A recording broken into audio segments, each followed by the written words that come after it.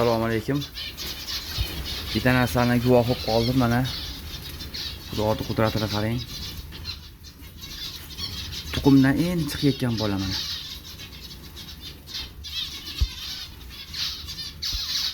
Endi chiqyapti tuxumdan. Ertalab boshlagan bo'lish kerak taxminan. Amadenkani bolasi. Ana.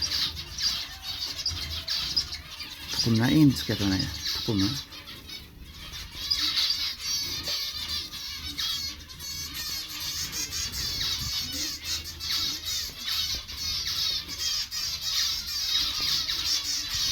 Allohning qudrati bilan tuxum yorib chiqyapti.